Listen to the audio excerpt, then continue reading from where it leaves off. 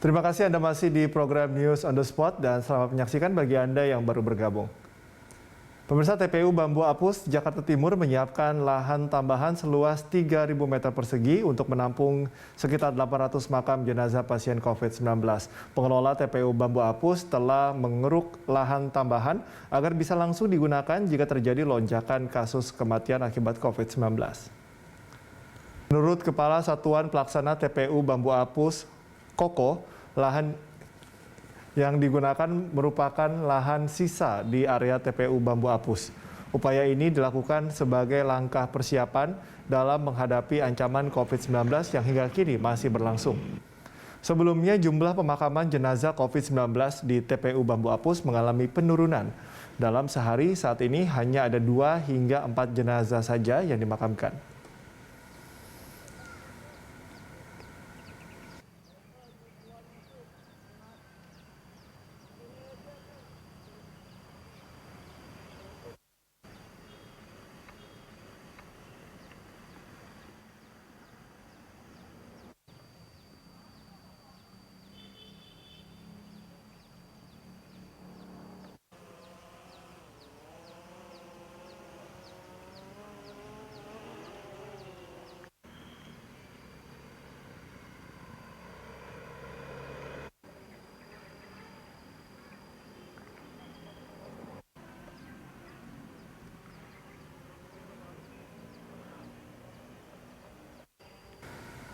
Dan untuk mengetahui kondisi terkini TPU Bambu Apus Jakarta Timur, langsung saja kita bergabung bersama reporter Ira Hulu serta juru kamera Fatan Jauhar dan pilot drone Davi Sibarani. Ira, bagaimana ketersediaan lahan pemakaman COVID-19 di sana?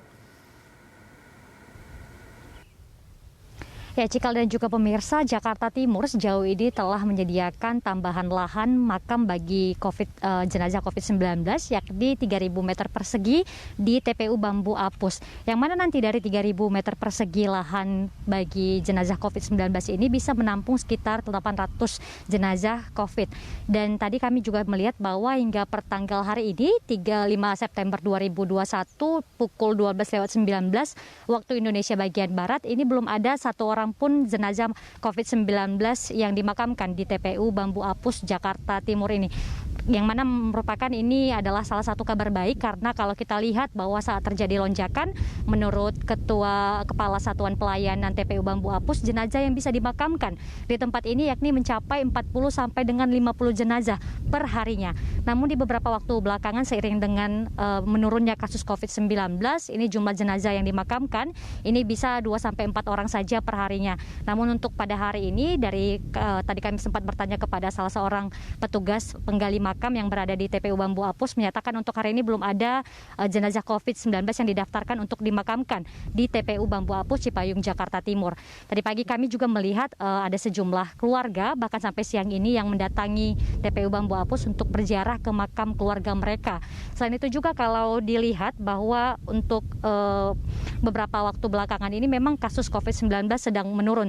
Tapi menjadi satu catatan adalah angka kasus kematiannya cukup tinggi sehingga memang ketika kami tadi sudah mencoba bertanya kepada keluarga yang mencoba berziarah di tempat ini dan menyatakan bahwa memang ini hal yang perlu diapresiasi dikarenakan memang target vaksinasi yang terus dijalankan serta pemberlakuan PPKM ini sepertinya memang cukup efektif untuk menurunkan angka kasus COVID-19 dan juga menurunkan angka kematian. Seperti itu, Cikal. Ini lahan yang disediakan, bagaimana perhitungannya? Apakah memang sudah dihitung angka untuk penurunan atau memang jaga-jaga agar ini jangan sampai terjadi lonjakan kembali sehingga ini ada persiapan untuk lonjakan tertentu atau di angka-angka tertentu? Perhitungannya seperti apa, Ira? Lalu apakah ini juga diiringi dengan penambahan petugas pemakaman di sana?